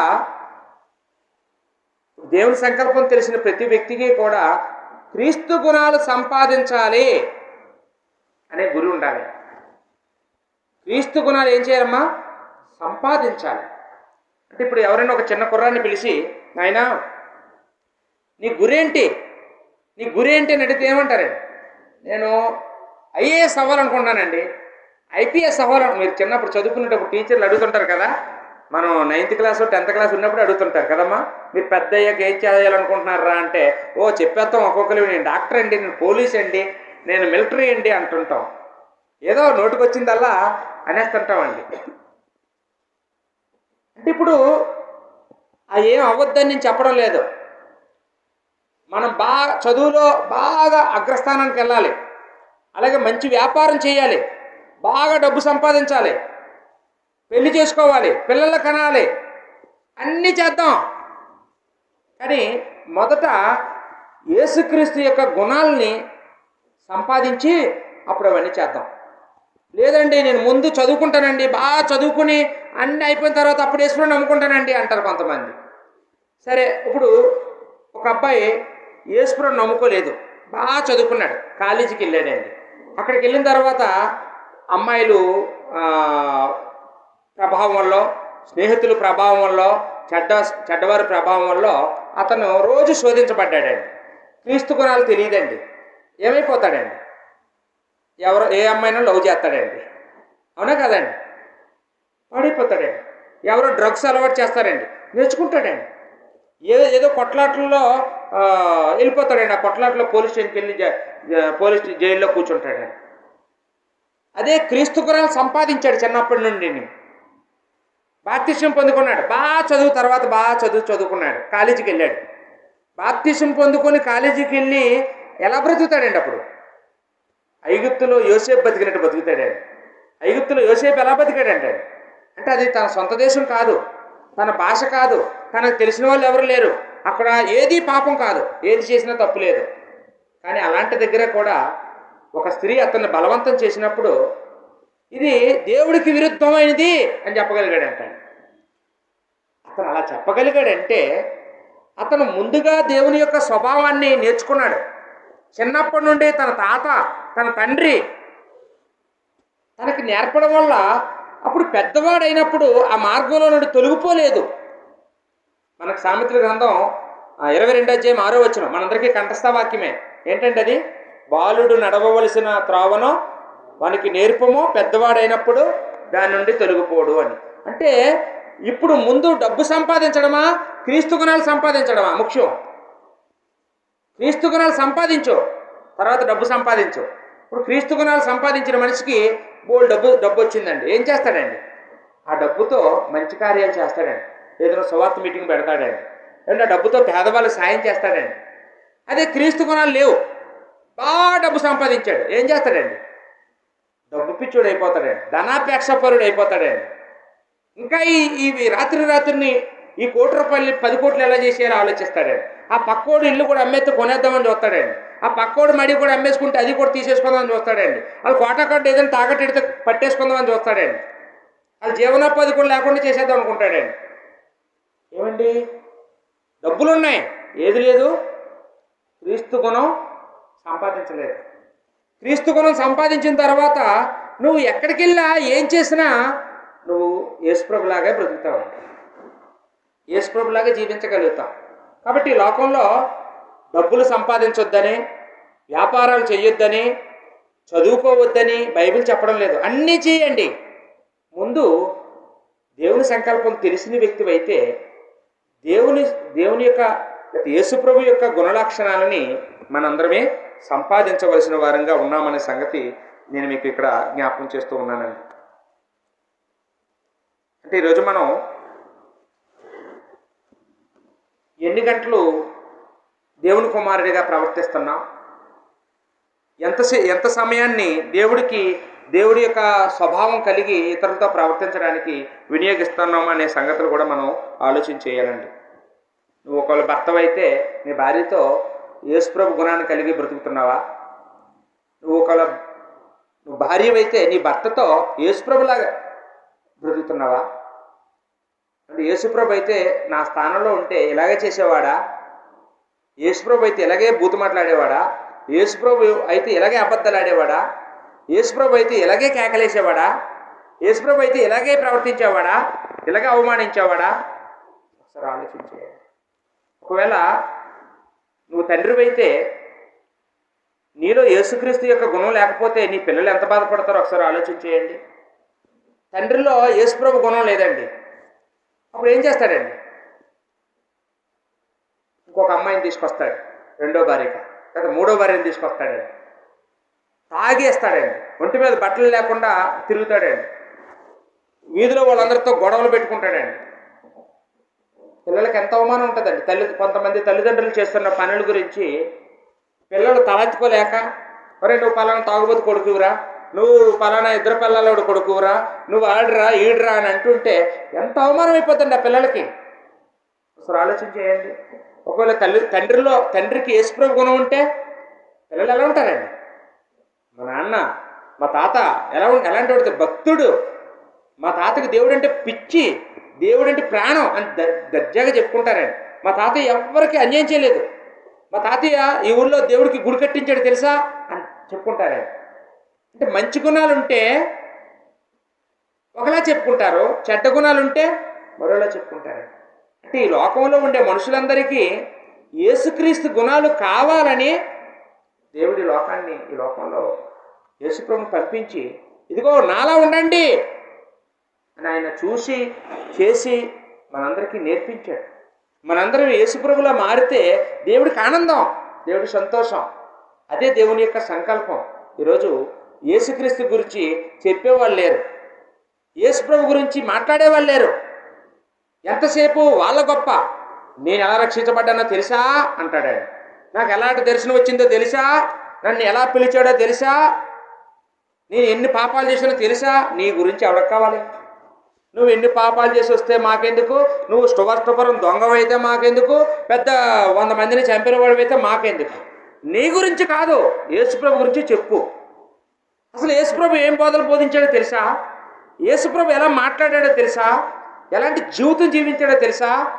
ఈరోజు వాటి గురించి మాట్లాడే వాళ్ళు ఎవరు ఉన్నారండి? వాళ్ళ గొప్పలో, వాళ్ళ జీవితంలో వాళ్ళు చేసిన గొప్పలో, వాళ్ళ ముందు చేసిన వాళ్ళ గొప్పలో, ఇలాగ మనుషుల గురించి చెప్పుకుంటూ కాలం గడిపేసే వాళ్ళు ఉన్నారు. కానీ యేసుప్రభు గురించి చెప్పేవారు ఎవరు ఉన్నారండి? యేసుప్రభు గురించి ఎంతమంది చెప్తున్నారండి? బైబిల్లో ఉన్న విషయాలు ఎంతమంది ఓపెన్గా మాట్లాడగలుగుతున్నారండి? ఎవరికి వాళ్ళమో ఒకసారి ఆలోచన చేసుకున్నాం. కాబట్టి భూమి మీద ఉన్న ప్రతి వ్యక్తికి కూడా క్రీస్తు యొక్క సారూప్యత రావాలి. క్రీస్తు యొక్క సారూప్యత వచ్చినప్పుడే ఆ కుటుంబానికి క్షేమం, ఆ గ్రామానికి క్షేమం, ఆ దేశానికి, ఆ ప్రపంచానికి కూడా మరి క్షేమకరంగా ఉంటుంది, లేకపోతే అవమానకరంగా ఉంటుంది. పిల్లల్లో యేసుప్రభు సారూప్యత లేదు, తాగుతారు, విచ్చలవిడిగా తిరుగుతున్నారు, ఆ మద్యానికి అలవాటు పడిపోయారు, దుర్వ్యసనాలకు అలవాటు పడిపోయారు. తల్లిదండ్రులు చెప్పుకోగలరండి ఎవరికైనా మా పిల్లలు పాడైపోయారని? చెప్పుకుంటే పిల్లలు ఎవరెవరో వీడి జీవితం పాడైపోతుంది. వీడు ఎంత దరిద్రుడో చెప్పకూడదు ఎవరికి. చెప్పకుండా పెళ్ళి అయితే మారుతాడేమో. చాలామంది ఏం చేస్తారండి, పెళ్లి చేసేసి ఆ పాపను కూడా బాధ పెడుతుంటారు పెళ్లి చేసి. ఈ లోకంలో ఒక మనిషి మారాలంటే ఒకటే మార్గం ఉందండి. అతను యేసుప్రభు గురించి తెలుసుకోవాలి, యేసుప్రభు గుణలక్షణాలు తెలుసుకోవాలి, దేవుని సంకల్పం తెలుసుకోవాలండి. దేవుని సంకల్పం తెలిస్తే ఎంతటి వాడైనా మారిపోతాడండి, ఎంతట దుర్మార్గుడైనా మారిపోతాడండి. 3వ భాగానికి వెళ్దాం. 3వ భాగం ఏంటంటే దేవుని సంకల్పం తెలియని వ్యక్తి జీవితం ఎలా ఉంటుంది అనేది మనం ఆలోచించేద్దాం. దేవుని సంకల్పం తెలియని వ్యక్తి ఎలా ఉంటాడంటే, సింపుల్గా చెప్పాలంటే తను ఎందుకు పుట్టాడో ఎప్పుడు ఆలోచించాడో, ఎందుకు బతుకుతున్నాడో ఎప్పుడు ఆలోచించాడో, ఎందుకు చచ్చిపోతున్నాడో కూడా, చచ్చాక ఎక్కడికి వెళ్తాడో కూడా అసలు దేవుని సంకల్పం తెలియని మనిషి వాటి గురించి ఆలోచించడండి. ఒకవేళ ఓ ధనవంతుని పిలిచి, నాయనా నువ్వు ఎందుకు బతుకుతున్నావు అని అడిగితే ఏమంటాడండి? ఎందుకు బతుకుతున్నావు? ఎంజాయ్ చేయడానికి అంటాడండి. నా దగ్గర డబ్బు ఉంది, ఎండంతసేపు ఏసీలో ఉంటాను, చల్లబడిన తర్వాత అలా వస్తాను, అలా బీచ్ దగ్గర కాసేపు కూర్చుంటాను, మరలా ఏమైనా స్నేహితులు కలుసుకుంటాను, రాత్రికి వస్తాను, 2 పూరీలు తింటాను, పడుకుంటాను, మళ్ళీ రేపు తెల్లవారుతుంది, మళ్ళీ రేపు అంతే అంటాడు. అంటే అతను బ్రతుకు ఎందుకో, అతను ఎందుకు పుట్టాడో, ఎందుకు బతుకుతున్నాడో అతనికి తెలియని పరిస్థితి. పోనీ ఒక రిక్షా తొక్కుకునే ఆయన్ని పిలిచి, ఏమయ్యా నువ్వు ఎందుకు బతుకుతున్నావు అని అడిగండి, ఏం చెప్తాడండి?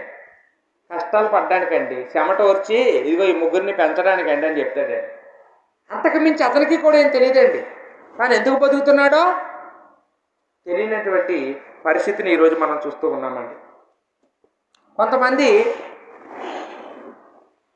ఒకవేళ వాళ్ళ జీవితంలో ఏదైనా సాధిస్తే ఇది ఎలా వచ్చిందండి మీకు అని అడిగితే ఏమంటారండి? అంతా మా పిల్ల అదృష్టం అండి, మా పిల్ల అదృష్టం, మా పిల్ల అడుగెట్టింది, వాళ్ళకి అన్నీ వచ్చాయి అంటారండి. కొంతమంది ఏదైనా కోల్పోయారు అనుకోండి, ఏమండి మీరు ఒకప్పుడు చాలా ఆరోగ్యవంతులు ఇప్పుడు ఎలా అయిపోయారు, అంతా నా కర్మండి అంటాడండి. అంతేగాని వాళ్ళ జీవితంలో వాళ్ళు సాధించిన దానికి కానీ, వాళ్ళు కోల్పోయిన దానికి కానీ, దాని వెనక దేవుడు ఉన్నాడనే సంగతి ఎంతమందికి తెలిసాడు? ఎంతమంది ఒప్పుకుంటారండి? ఈ భూమి మీద మనం పుట్టడానికి కారణం దేవుడు. ఈ భూమి మీద మనం చెలించడానికి, మనం ఊపిరి పీల్చుకోవడానికి, ఆహారం తినడానికి, చివరికి మనం చచ్చిపోవడానికి కూడా కారణం ఎవరండి? దేవుడు. దేవుడు నిర్ణయించిన ప్రకారంగానే ఈరోజు మనం బ్రతుకుతున్నామండి. ఒకవేళ దేవుడు మనల్ని వద్దు అనుకున్నాడు అనుకోండి, ఈ రాత్రి చేస్తాం. నువ్వు అక్కర్లేదు నాకు అనుకున్నాడంటే దేవుడు, ఈ రాత్రే మనం అంతమైపోతామండి. ఈరోజు లోకంలో మనుషులకి దేవుని సంకల్పం తెలిసిన వ్యక్తి ఎలా బ్రతుకుతాడో, తెలియని వ్యక్తి ఎలా బ్రతుకుతాడో తేడా తెలియకుండా బ్రతుకుతున్నాడు. ఎఫెసు పట్టణానికి అపోస్తలుడు పౌలు రెండో సువార్త ప్రయాణం ఆఖరంలో ఆ పట్టణానికి వెళ్ళాడు. వెళ్ళి ఆ గ్రామస్తుల్ని కలుసుకున్నాడు. ఆ గ్రామం ఎలా ఉందంటే, అక్కడ అర్తమీదేవి ఆలయం ఉంటుంది. అక్కడ చాలామంది కంసాలులు ఆలయం మీద జీవనోపాధం సాధిస్తుంటారు. అలాగా ఆ పట్టణంలో చాలా గారిడి విద్యలు, మంత్రి విద్యలు చేసి డబ్బులు సంపాదించుకునే కుటుంబాలు, ఆ మాంత్రిక విద్య నేర్పించే స్కూలు కూడా ఉందట అక్కడ. అలాంటి పట్టణం అంటే అది ఎలా ఉంటుందో ఒకసారి ఆలోచించేయండి. ఒక గొప్ప టెంపుల్ ఉంది. అక్కడ చాలామంది విగ్రహాలు తయారు చేసి అమ్ముకునేటటువంటి కంసాలులు ఉన్నారు, మాంత్రికులు కూడా ఉన్నారు. ఇదంతా అపోస్తలుల కార్యం 19-20 అధ్యాయంలో మనకు కనపడుతుంది. అలాంటి పట్టణానికి పౌలు వెళ్ళాడట. అక్కడికి వెళ్ళి వాళ్ళకి దేవుడి గురించి చెప్పాలి. ఎలా ఉంటుందండి? నేను మంచి వాళ్ళే వినలేని పరిస్థితి. నేను మనమే ఇంకొక అరగంట చెప్తాను ఆలకిస్తారంటే ఏమవుతారండి? మనకే కోపాలు వచ్చేస్తాయి. అలాంటిది అలాంటి ఏరియాకి వెళ్ళి వాళ్ళకి దేవుని సంకల్పం చెప్పాలి, యేసుప్రభు సారూప్యతలో పెరగాలని చెప్పాలి, ఈ విషయాలు చెప్పాలి. పౌలు ఒక మాట చెప్పాడండి. 1 కొరింథీ పత్రిక 15:32 ఎలాగా సువార్త ప్రకటించాడంటే, నేను ఎఫెసు పట్టణంలో మృగములతో పోరాడినట్టు పోరాడాను అంటే యేసుక్రీస్తు దేవుని సంకల్పం తెలియని మనిషి ఎలా ఉంటాడండి? ఒక మాటలో చెప్పాడు పౌలు అక్కడ. ఎలా ఉంటాడండి? మృగం. ఇప్పుడు కూడా టీవీ నైన్ అప్పుడప్పుడు ఎక్కడైనా మానభంగాలు అవి జరిగినప్పుడు మగాళ్ళు అంటున్నారా, ముగ్గురు మృగాళ్ళు అంటున్నారా? మృగాలు అంటే మగాడికి పేరేం పెట్టారండి? మృగాడు. అంటే మృగాడని ఎందుకు అంటున్నారండి? జాలి, కనికరం ఏమాత్రం ఉన్నా అలాంటి పనులు చేయరు, మృగాలే అలా చేస్తాయి అని ఆ మాట పౌలు కూడా వాడాడండి. అంటే ఎఫెసు పట్టణస్థులు ఎలా ఉన్నారంటే మృగాల్లాగా ఉన్నారట అండి. ఒక మాటలో ఈ రోజుకి దేవుని సంకల్పం తెలియని మనిషి ఎలా బతుకుతున్నాడండి? మనిషిలాగా, మృగంలాగా. మనిషి రూపంలో ఉన్న మృగం. యేసుప్రభు కొంతమందిని గురించి మాట్లాడాడు. పైకట వాళ్ళు గొర్రెల చర్మం వేసుకుంటారట, లోపలేమో క్రూరమైన తోడేళ్ళులా ఉన్నారన్నాడు. తోడేళ్ళు అంటే మృగాలు. దేవుని సంకల్పం అర్థం కాని మనిషి, తెలియని మనిషి మనిషిలా బతకడు అనుకుంటాడు. నేను మనిషిలాగా ఉన్నాను కదా అనుకుంటాడు. కానీ అతని ఆత్మీయ జీవితం ఎలా ఉంటుందంటే మృగంలాగే ఉంటుందట. అప్పుడు మూడో సువార్త ప్రయాణంలో ఎఫెసు పట్టణానికి మరలా వెళ్ళి 3 సంవత్సరాలు ఉండిపోయాడండి పౌలు అక్కడ. 3 సంవత్సరాలు ఉండిపోయి గొప్ప సంఘాన్ని కట్టేశాడండి అక్కడ. సంఘాన్ని కట్టేసిన తర్వాత కొన్ని రోజుల తర్వాత వాళ్ళకి ఒక పత్రిక రాశాడండి. ఆ పత్రికలో ఏం రాశాడో ఒకసారి చూద్దాం. ఎఫెసు పత్రిక 4:17 చూద్దామండి. ఎఫెసు పత్రిక 4:17 అక్కడ ఉన్నటువంటి అంటే దేవుని సంకల్పం తెలుసుకున్న వారికి చెప్తున్నాడు. ఎవరి గురించి? దేవుని సంకల్పం తెలియని వారి గురించి చెప్తున్నాడండి. అంటే అదే పట్టణంలో 2 రకాల మనుషులు ఉంటారు. కొంతమంది క్రైస్తవులు, కొంతమంది క్రైస్తవులు కానివారు. అంటే క్రైస్తవులు కానివారిని ఏ పదంతో పిలుస్తారంటే బైబిల్లో అన్యజనులు అనే మాట వాడతారండి. రైట్, చదువుతాం బ్రదర్. ఒకసారి చదువుతారండి ఎవరైనా? ఎఫెసు పత్రిక 4:17 నేనే చదువుతాను. కాబట్టి అన్యజనులు నడుచుకున్నట్లు మీరిక మీదట నడుచుకోనవలదని ప్రభువునందు సాక్ష్యం ఇచ్చుచున్నాను. సహోదరులారా, మీరెవరో కూడా అన్యజనులు నడుచుకున్నట్లు నడుచుకోకండి. ఇది నేను మీకు తెలియజేయాలనుకుంటున్నాను. అంటే ఒకసారి దేవుని సంకల్పం తెలుసుకున్న మనిషి, బాప్తిసం పొందుకున్న మనిషి మళ్ళా అన్యజనుల్లో నడుచుకునే అవకాశం ఉందా? ఉందండి, 100% ఉందండి. కాబట్టి బాప్తిసం పొందేసుకున్నంత మాత్రాన అయిపోలేదండి. జీవితం ప్రారంభించాం అంతే. మనం దేవుని కుమారుడిగా జీవితాన్ని ప్రారంభించాం. మళ్ళీ ఏదో ఒక సమయంలో ఏదో ఒక శోధనలో పడిపోయి మనం మళ్ళీ అన్యజనులా ప్రవర్తించే అవకాశం ఉంది. అంటే ఇక్కడ అన్యజనులు ఎలా బ్రతుకుతారో చెప్తున్నాడండి. నేను ఎందుకు చదివిస్తున్నానంటే, దేవుని సంకల్పం తెలియని వ్యక్తి ఎలా జీవిస్తాడో అనేది మీకు అర్థం అవ్వాలంటే అన్యజనుడు ఎలా ఉంటాడో అలాగా అని మీకు తెలియాలండి. చదువుతారు బ్రదరు? 17 వచనం.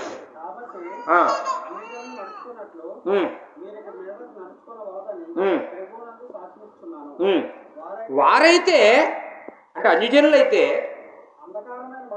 అంధకారమైన మనసు గలవారై, అంటే అంధకారం అనేది మనం దేనికి వాడతామండి?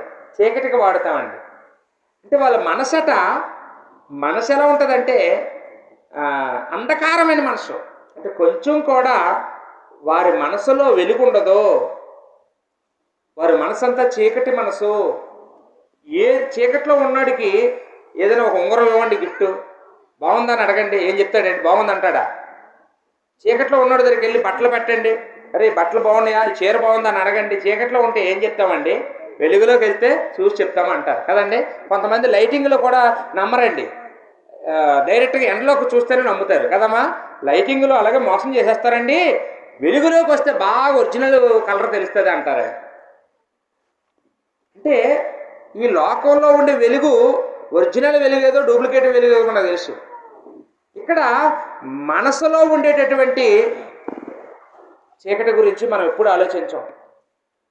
మనిషి బంగారమే, కానీ మనసు అంధకారం. మనసు అంధకారం అని చెప్తున్నాడండి. అదండి దేవుని సంకల్పం తెలియని వ్యక్తి జీవితం. 2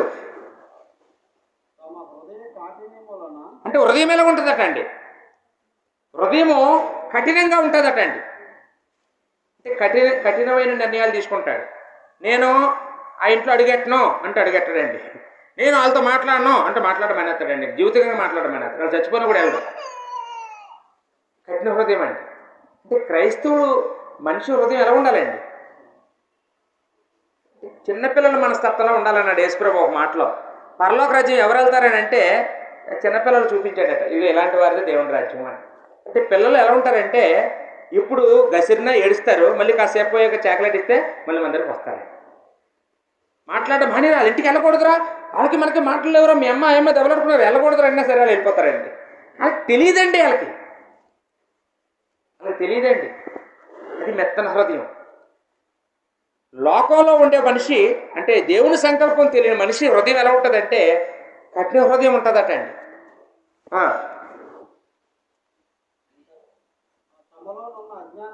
అంటే వాళ్ళు సైంటిస్టులే, కానీ వారిలో ఏముంటుంది? అజ్ఞానం. ఇంకా ఏదో నమ్ముతుంటారండి, ఇంకా దేన్నో నమ్ముతుంటారండి.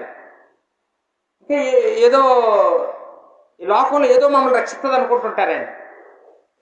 నోట్లో వేసుకున్నదో నెత్తి మీద వేసుకున్నదో ఏదో నమ్ముతారండి. ఇంకా ఏదో డేట్లు లెక్కెట్టుకుంటారండి, ఇంకా ఏదో పేర్లు లెక్కెట్టుకుంటారండి, అక్షరాలు లెక్కెట్టుకుంటారండి. అంటే ఇవన్నీ ఎందుకు నమ్ముతున్నాడు? అజ్ఞానం. అరే నువ్వు పెద్ద టీచరు కదా, పాఠాలు చెప్పాలి కదా, నీకేంటి మూఢనమ్మకం అంటే లేదండి నా సెంటిమెంట్ అండి అంటాడు. ఏంటంటే అది అజ్ఞానం కదండి. దేవుని సంకల్పం తెలియకపోతే నువ్వు సైంటిస్ట్ అయినా నువ్వు అజ్ఞానివే, నువ్వు పెద్ద టీచర్ అయినా నువ్వు అజ్ఞానివే. ఎందుకంటే నీకు దేవుని సంకల్పం తెలియదు కాబట్టి. తర్వాత అంటే మనం పుట్టినప్పుడు జీవం కలిగే పుడతాం. అంటే జీవం అంటే దేవుని స్వభావం. దేవుని పెరిగి పెద్దవాళ్ళు అయిన తర్వాత పాపం చేయడం వల్ల దైవ స్వభావం నుండి వేరైపోతామంటండి. అదండి దేవుని సంకల్పం తెలియని మనిషి దైవ స్వభావంలో లేడు, సాతాను స్వభావంలో ఉన్నాడు అని అర్థం అండి అక్కడ.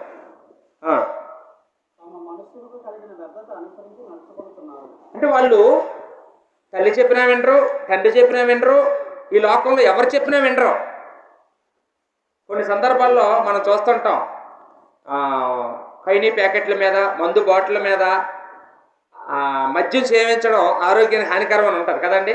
ఈ ఖైనీ ప్యాకెట్ల మీద అయితే పెద్ద పెద్ద క్యాన్సర్ వచ్చేసిన బుగ్గలో కూడా ఫోటోలు వేస్తారు. ఎవరు చూపించినా, ఎవరు చదివించినా, ఏ అడ్వర్టైజ్మెంట్లు చూసినా వాళ్ళు ఏదనుసరిస్తారండి? వాళ్ళ మనసు చెప్పినట్టు చేస్తారండి, వాళ్ళ హృదయం చెప్పినట్టు చేస్తారండి. మేము ఎవరి మాటైనా మాకు అనిపించినప్పుడు మానుతాం అంటారు కదండి. అలా అన్న వాళ్ళు ఎప్పుడే చూడలేదా? నాకు అనిపించినప్పుడు మానుతాం, నువ్వు మానేమంటే మానేయాలా అంటారు. అంటే వాళ్ళు హృదయం చెప్పినట్టు చేస్తారు. అది దేవుని సంకల్పం తెలియని అన్యుడి జీవితం అండి.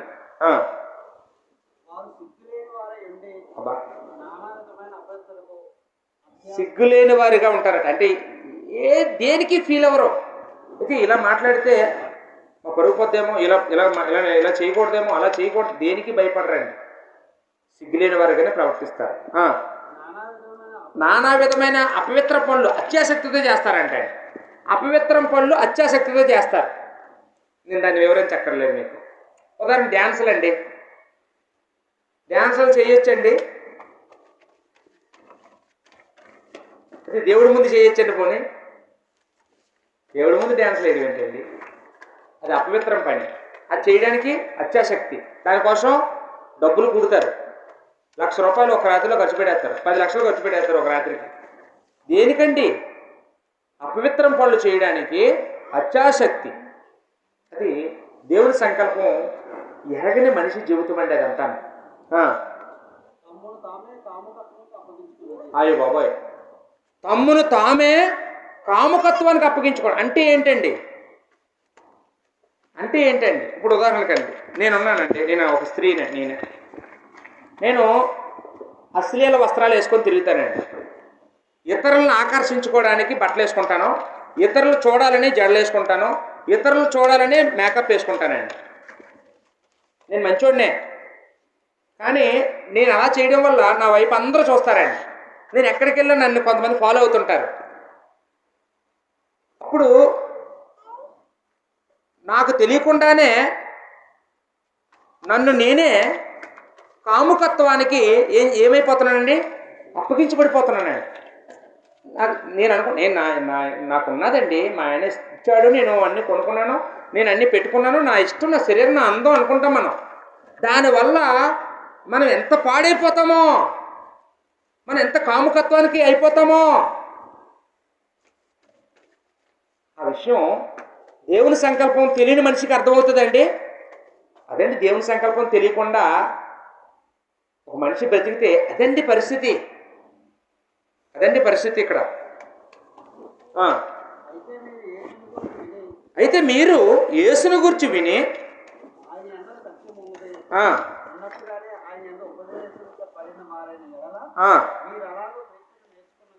అంటే ఇక్కడ ఏం చెప్తున్నాడంటే, బాబు మీకు చెప్తున్నాను ఇప్పుడు, అంటే ఎఫెసీలో ఉన్న క్రైస్తవులకు చెప్తున్న మాటలు.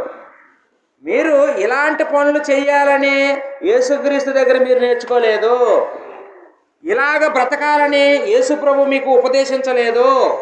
ఇది క్రిస్టియన్ జీవితం కాదు. అంటే క్రైస్తవులైన మీరు ఏదో రోజు అన్యజనులా ప్రవర్తించే అవకాశం ఉంది. దయచేసి అలా ప్రవర్తించకూడదు. ఎందుకంటే అది యేసు ప్రభు బోధ. అది యేసు ప్రభు అలా బ్రతకమని మనకు చెప్పలేదు. అది మనం అలా నేర్చుకోలేదు అన్నమాట ఇక్కడ మనకు చెప్తూ ఉన్నాడండి. మత్తయి సువార్త 11:29 యేసుక్రీస్తు వారి మాట్లాడుతున్న మాట, ప్రయాసపడి భారం మోసుకుంటున్న సమస్యలారా నా ఎదుగురండి, నేను మీకు విశ్రాంతి కలుగు చేస్తాను అని చెప్తున్నాడు యేసు ప్రభు. అంటే యేసుక్రీస్తు ఈ లోకానికి ఏమి ఇవ్వడానికి వచ్చారండి? విశ్రాంతి ఇవ్వడానికి వచ్చాడు, శాంతి ఇవ్వడానికి వచ్చాడు. 1 యోహాను పత్రికలో 2:2 యేసుక్రీస్తు గురించి రాయబడిన మాట, సర్వలోకానికి శాంతికరుడై అన్నాడు. శాంతికరుడు అంటే ప్రాయశ్చిత్తుడు. అంటే ఈ లోకంలో ఎంత ఘోర పాపికైనా, ఎంత దుష్టత్వంలో ఉన్న మనిషినైనా, సుప్రీంకోర్టు జైలు శిక్ష వేసిన ఖైదీకైనా క్షమాభిక్ష పెట్టగలిగే గొప్పవాడు ఎవరున్నారండి? యేసుక్రీస్తు.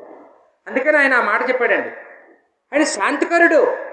శాంతినిస్తాను, మీకు సమాధానం ఇస్తాను, సర్వలోకానికి నేను శాంతికరుడిని అనే మాట అంటే శాంతికరుడైన వ్యక్తి దగ్గరికి మనం వస్తే శాంతికరమైన జీవితాన్ని మనం నేర్చుకోగలం.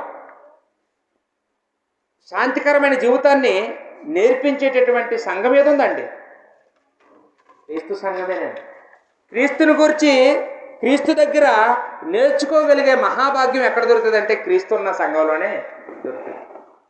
ఆ క్రీస్తుకే స్థానం లేని చోట క్రీస్తుని గురించి నేర్చుకునే అవకాశం లేదు. అందుకని అక్కడ చెప్పాడు మత్తయి 11:29 నా కాడి సులువుగాను నా భారము తేలికగానే ఉన్నది, నా వద్ద నేర్చుకోండి అని. అంటే యేసుప్రభు దగ్గరికి వస్తే యేసుక్రీస్తు వారి యొక్క జీవితాన్ని మనకి నేర్పిస్తాడట. యేసుక్రీస్తు గుణాలు మనకి నేర్పిస్తాను అనే సంగతి ఇక్కడ మనం చూస్తూ ఉన్నాం. యోహాను సువార్త 14:27 నా శాంతిని మీకు ఇస్తాను అన్నాడు. అంటే యేసుప్రభు లోకానికి వచ్చింది ఎందుకండి? శాంతినివ్వడానికి. దేవుని సంకల్పం తెలియని వ్యక్తి జీవితానికి శాంతినివ్వడానికి యేసుక్రీస్తు లోకానికి వచ్చినట్టుగా మనం చూస్తూ ఉన్నామండి. చివరగా 4వ భాగానికి వచ్చామండి. ఈ భాగం ఏంటంటే దేవుని సంకల్పం తెలుసుకున్న నీవు దేవుని సంకల్పం తెలియని వారికి ఏం చేద్దాం, లేకపోతే ఏం చెయ్యాలి? ఏం చేయాలండి? ఇప్పుడు మన పని మనం తెలుసుకున్నాం, సరిపోయింది. ఈ రోజు నుంచి యేసుక్రీస్తు గుణాలు సంపాదించడానికి ప్రయత్నం చేద్దాం. మన పిల్లలు మన కుటుంబము హ్యాపీగా ఉంది, సరిపోద్దా? దేవుని సంకల్పం తెలియని వారు ఈ లోకంలో ఎంతోమంది ఉన్నారు. ఉదాహరణకి చోడవరం పట్టణం చూద్దాం. ఈ చోడవరంలో సుమారు 1,00,000 మంది జనాభా ఉన్నారండి.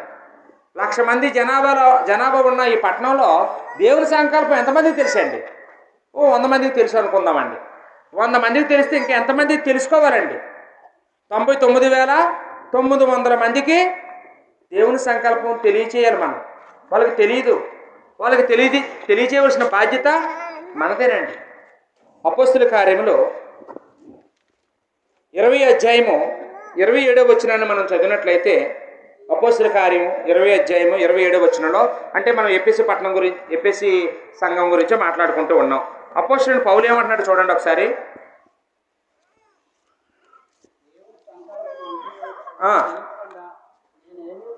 పౌలట ఎన్ని సంవత్సరాలు ఉన్నాడు అక్కడ?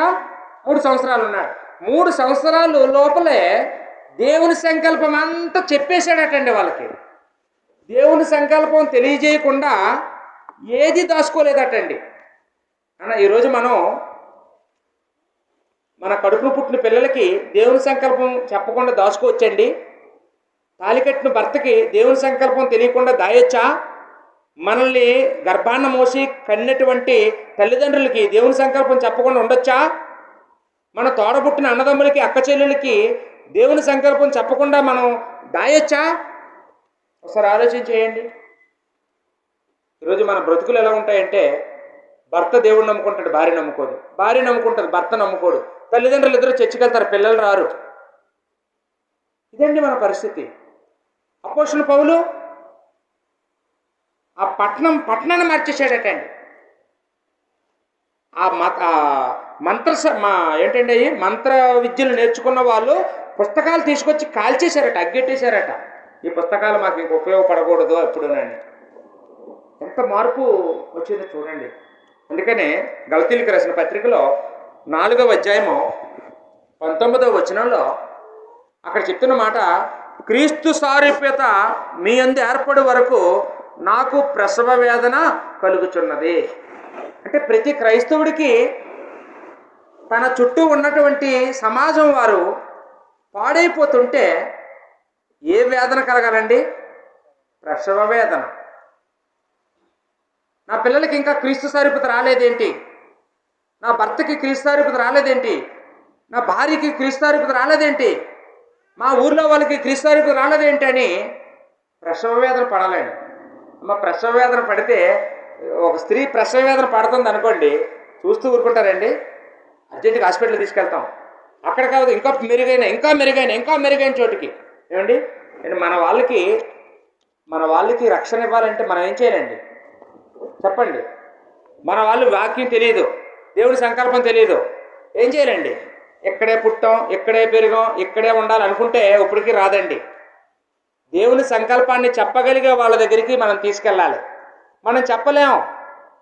ప్రసవ వేదన నువ్వు అనుభవించిన వాడవైతే ఆ ప్రసవ వేదన పడుతున్న నీవు ఆ బిడ్డను రక్షించుకోవడానికి, అతని ప్రాణాన్ని రక్షించడానికి, అతని జీవితాన్ని కాపాడడానికి నిజమైన సంఘాన్ని దగ్గరికి తీసుకురావాలండి.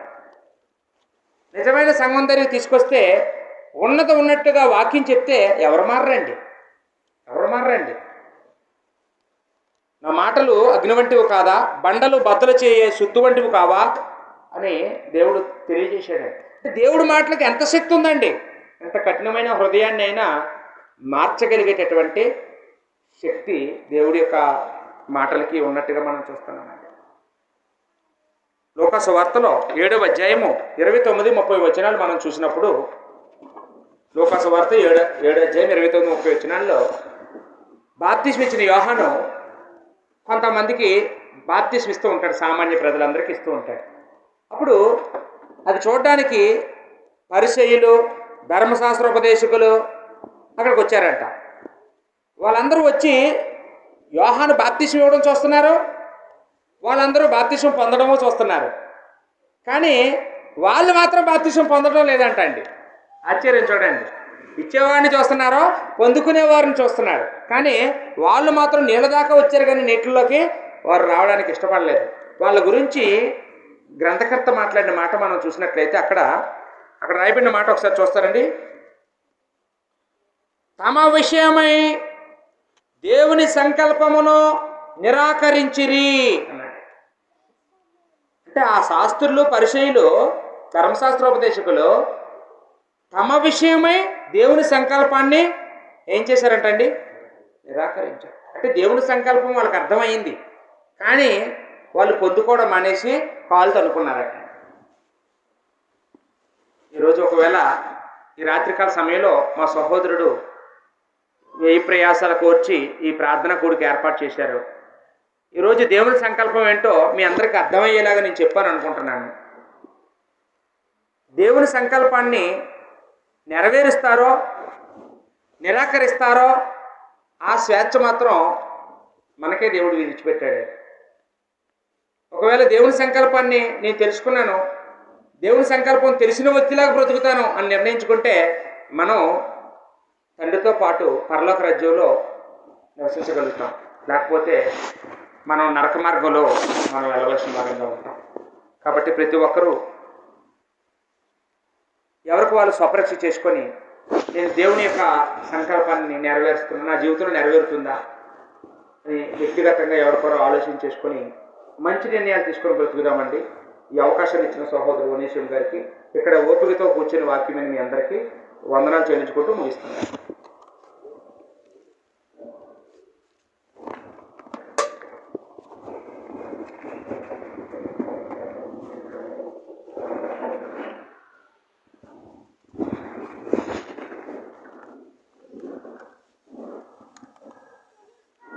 ఇప్పటి వరకు మనందరికీ అదేవిధంగా దేవుడి సంకల్పం అంశాన్ని గురించి మనందరికీ ఎంతో బోధకుగా